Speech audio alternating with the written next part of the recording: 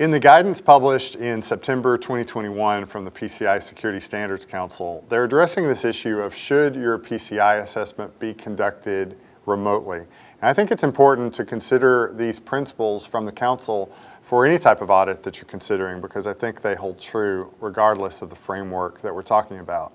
And so they state in there that the on-site assessment method is the expected method for these assessments. But a remote assessment could be conducted if you're able to achieve the same results that you would have achieved during an on-site assessment, but only after a thorough feasibility analysis. I think this is really interesting, and I think it needed to be said, because when people embraced the remote assessment during the shutdowns and the restrictions that we had, we all knew that we had to do it that way because we really didn't have any other option.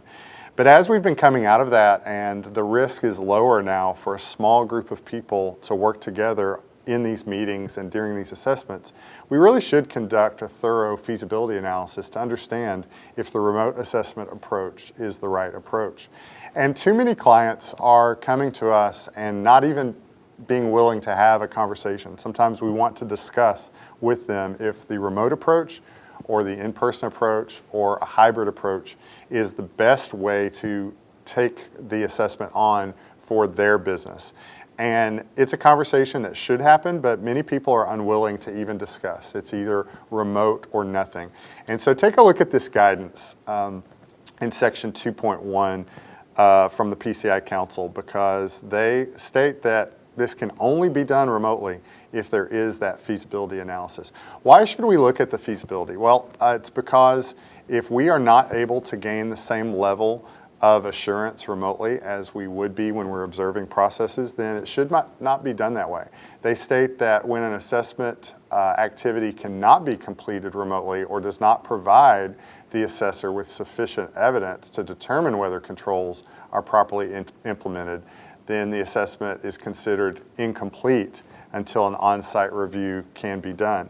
And so those things have to be considered. We have certainly had various audits and assessments where we could not get access to evidence that we needed.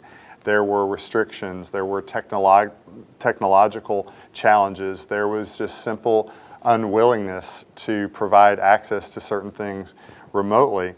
And we weren't able to complete the engagement until we could get that evidence. And so going through that feasibility, having a conversation on the front end to prepare and plan your audit or assessment in the best way possible is what we are all about here at KirkpatrickPrice. We want you to have the most thorough engagement possible so that you learn the most, and also ensure that your controls are operating effectively and that you are protecting yourself against all the threats that are out there. So we would love to have that conversation with you here at KirkpatrickPrice. Please contact us so that we can discuss with you the best approach to give your organization the most thorough audit possible.